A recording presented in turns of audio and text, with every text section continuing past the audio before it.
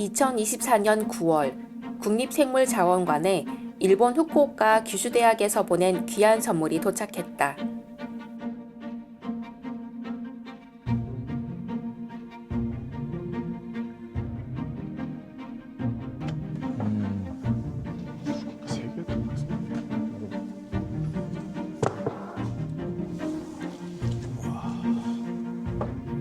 선물은 다름 아닌 세계적인 나비 박사 석주명 선생이 1930년부터 1940년대에 한반도에서 수집한 곤충 표본 120여 점, 차일봉 지옥나비, 함경산 뱀눈나비. 이름도 특이한 이 나비들은 석주명 선생이 북한 고산 지역에서 채집한 희귀한 종들이다. 우리나라에 이제 유일하게 남은 석주명 선생님 표본은 그 누이 동생이었던 석주선 선생님께서 직접 피난길에 들고 온 32점의 나비 표본이 있습니다. 그 나비 표본이 이제 원반 형태로 돼서 보관이 되어 있는데요. 그거는 지금 현재 단국대 석주선 기념박물관에 지금 소장이 되어 있고요.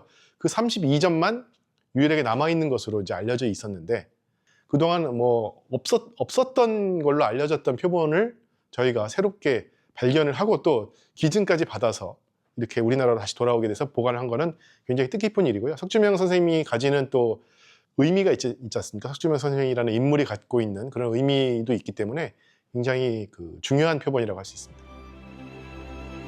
1936년 석주명 선생이 규슈대학에 기증한 곤충 표본들이 90년 만에 다시 한국으로 돌아왔다.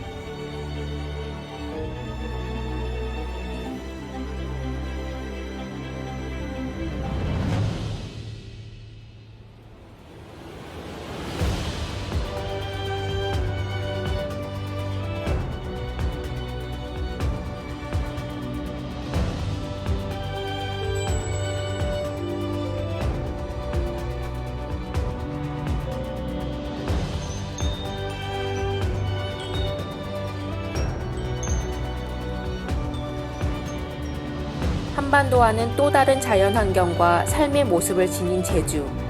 제주인들도 몰랐던 제주의 가치를 먼저 알고 세상에 알린 이가 있다. 나비 박사 석주명 선생. 경기도 용인 단국대학교 석주선 기념박물관. 이곳에 석주명 선생의 숨결이 남아있다.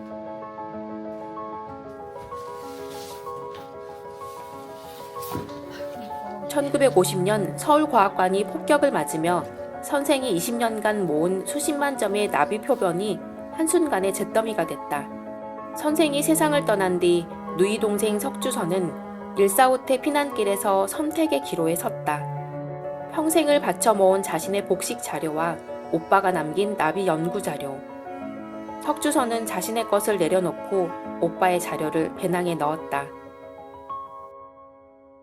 전쟁의 불길 속에서도 지켜낸 나비 한 마리, 기록 한 장. 나비를 연구한 오빠와 복식을 연구한 누이. 학문을 향한 두 남매의 헌신이 이 자리에 고스란히 살아 숨쉬고 있다. 선생은 나비에 국한하지 않고 제주도의 자연과 인문, 사회 분야까지 아우르는 방대한 자료들을 수집하고 정리한 대표적인 융복학 학자다. 그의 그런 노력은 오늘날 제주를 연구하고 제주학을 정립하는 데에 선구적 역할을 담당했다.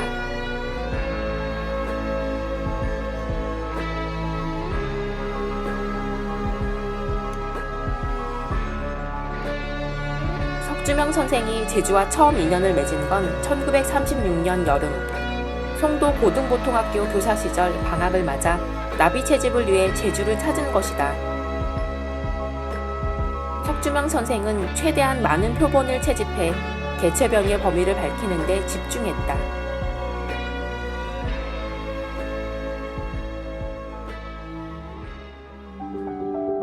이를 위해 방학 때가 되면 학생들에게 방학 과제물로 나비 채집을 내기도 했다.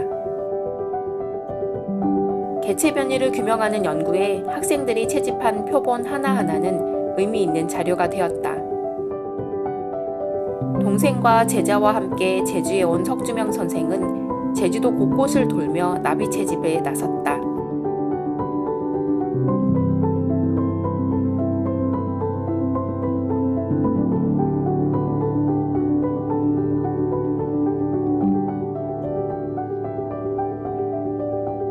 달 동안 제주에 머물며 채집한 나비는 총 58종. 이 중 제주도 고유종은 산굴뚝나비와 제주 부전나비, 그리고 남방계의 암붉은 오색나비와 제주도 꼬마팔랑나비, 북방계의 가락지 장사 등이 있음에 주목했고, 서중국 사천정에서 서식하고 있는 왕자팔랑나비의 발견 역시 매우 흥미로웠다. 이렇게 제주 곳곳을 누비며 나비 채집에 나섰던 석주명 선생은 제주도의 독특한 자연과 문화에 매료된다. 선생님께서 이제 그 나비를 연구하다 보니까 그 많은 여행을 하게 되고, 여행을 하다 보니까 곳곳에 그 방언이 다르고 또 문화가 다르다는 걸 알게 됐어요. 이제 1936년에 제주도에 나비 채집하러 옵니다. 와서 보니까 너무 이 남쪽 나라다 보니까 자연도 다르고 또 문화도 달랐던 거죠. 마침 이제 1943년에 서귀포 토평에 경성제국대학 생약연구소 제주도 시험장이 이제 개설되게 됩니다. 선생님이 마침 이제 그쪽 그 생약연구소에 개성에 있을 때 근무를 하고 있었는데, 제주도에 이렇게 파견될 분이 누구겠습니까? 석주명 선생님이셨죠, 이제. 그래서 석주명 선생님께서 제주도로 오시게 됩니다. 그게 이제 1943년 4월인데요. 1942년 석주명 선생은 도고고 교사를 사직하고 황해도 개성에 있는 경성제국대학 의학부 부설 생약연구소 촉탁연구원으로 근무를 신청했다.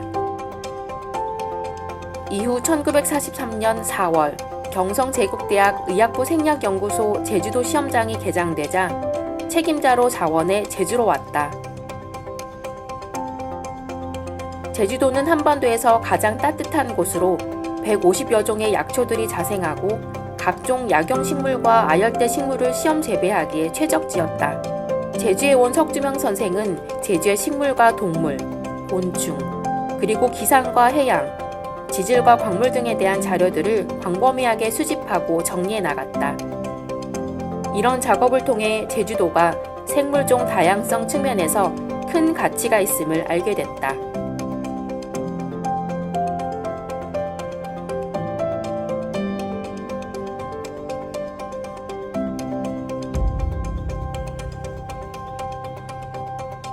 선생은 또 처음 제주에 나비 채집을 왔던 1936년의 연구를 보충하기 위해 제주의 나비와 곤충에 대한 자료를 또다시 수집하고 정리했다. 그리고 해발고도별로 나비들은 물론 제주도의 부속섬에 서식하는 나비까지 조사한 후 제주에 많이 분포하는 나비는 56종이라고 발표했다. 20년간 긴 연구기간 동안 제주뿐만 아니라 한반도 전역에 선생의 발길이 닿지 않은 곳이 없을 정도였다. 100만 분의 1 지도에 내가 다닌 길을 붉은 선으로 표시했는데 거의 거미집 모양이 되어가고 있다.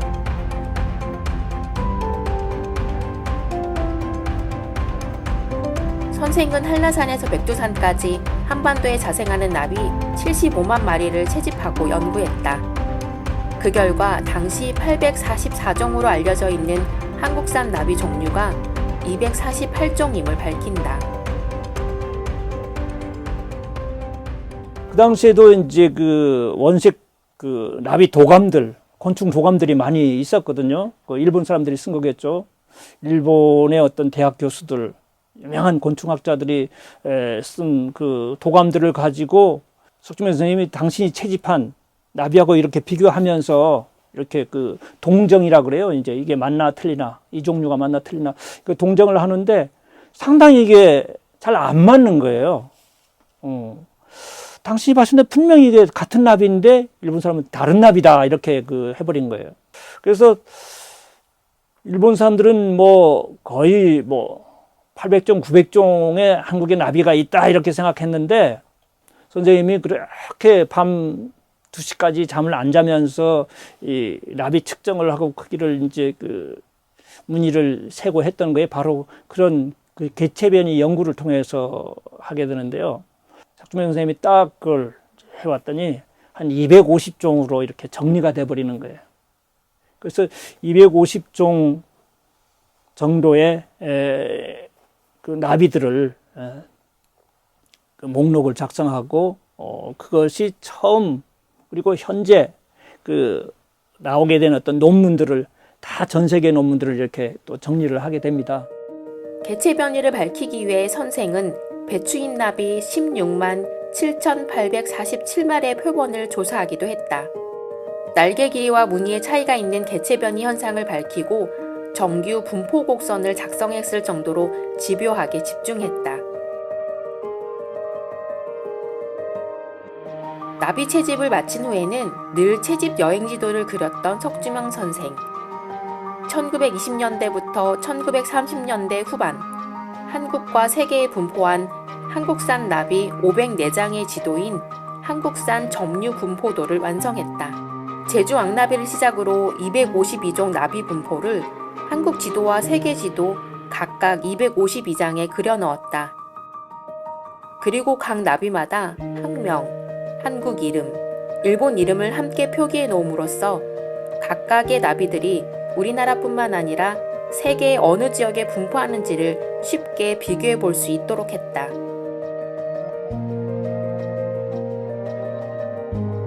선생은 나비의 이름을 우리말로 붙였다. 현재 우리가 쓰고 있는 나비 이름의 70%가 당시 석주명 선생이 이름 붙인 것이다.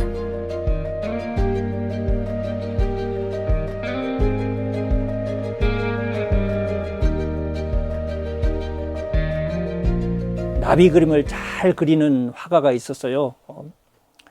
1호 남계우라고 하시는 분인데, 그분이 이제 그 조선시대 때, 그야말로 실물과 똑같이 나비를 그린 거예요. 그 그림만 보더라도 이건 무슨 나비다. 어디에 사는 나비다. 이걸 알게 된 거예요. 그 나비의 그 병풍에 등장하는 나비들을 하나하나 다 연구를 해가지고 이건 무슨 나비다, 이건 무슨 나비다, 이건 무슨 나비다. 이거를 이제 정리해서 논문으로 석주명 선생님이 발표하기도 했거든요.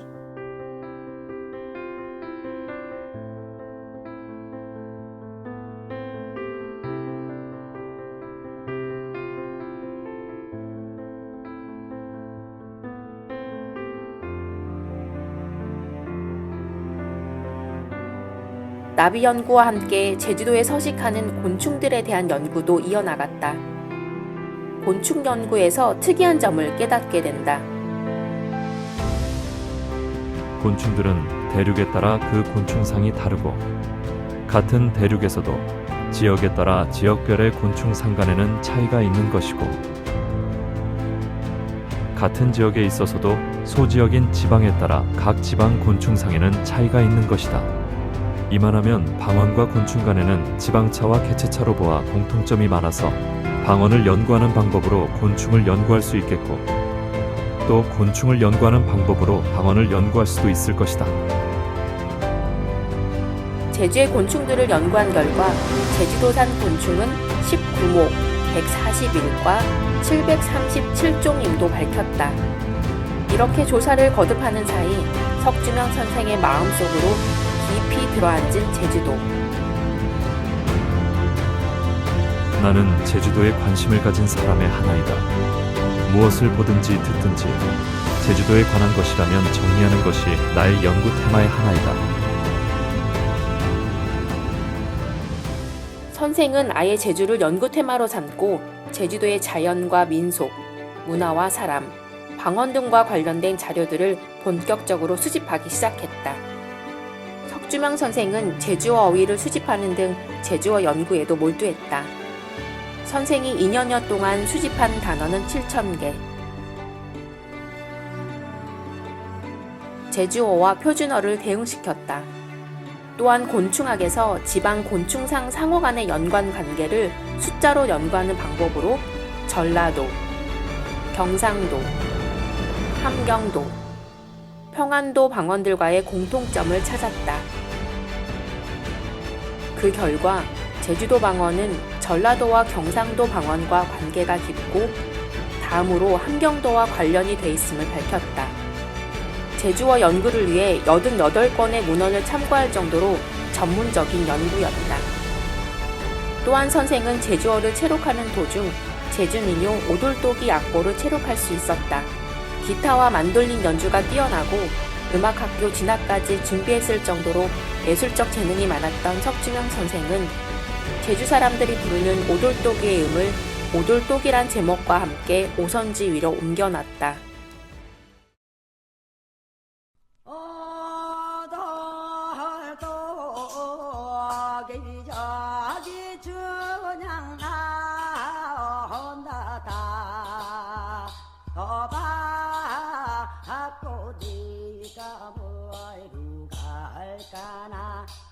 둥그대 당실 둥그대 당실 여도 당실 연자버리고 다. 이 밖에도 제주도 내 16개 마을을 일일이 다니면서 한 집 한 집에 대한 인구수와 성별, 성비, 사망률 등을 조사했다.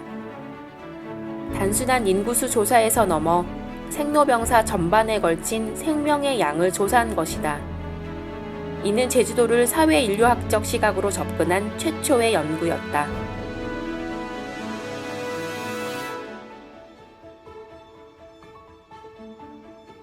제주도의 생명조사서라는 그런 그 책인데요. 1948년에 4.3이 이제 발발하거든요.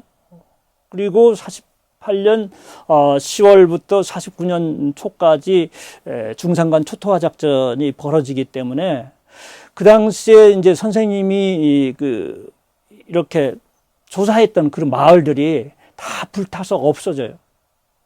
잃어버린 마을이 되는 거죠, 이제. 근데 선생님이 이제 분석했던, 모아뒀던 그 자료들은 고스란히 그대로 있단 말이에요, 이제.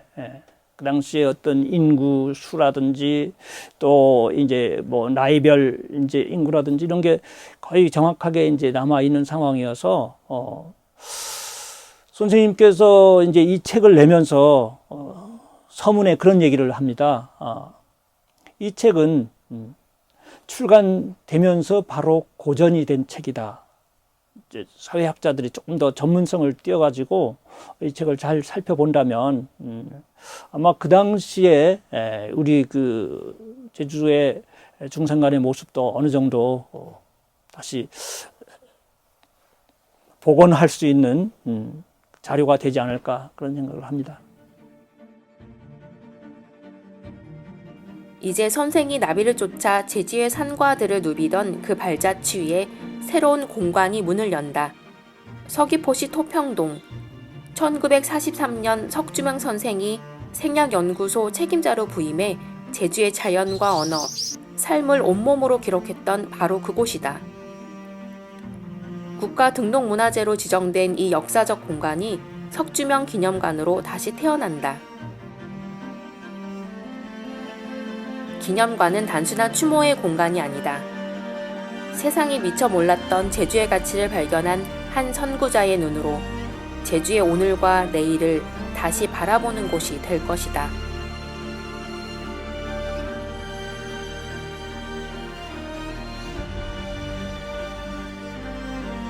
평생 나비와 함께 살다 나비와 함께 대자연의 품으로 훨훨 날아간 석주명 선생. 선생은 나비 연구를 통해 한국 생물분류학의 초석을 다졌을 뿐만 아니라 제주의 인문과 사회, 자연을 아우르는 깊고 넓은 학문의 세계를 구축했다. 세상이 몰랐던 제주의 가치와 정체성을 찾고 지역학이 정립되지 않았던 시대에 제주학이라는 새로운 학문을 정립하는 데에 앞장선 시대의 선구자였다.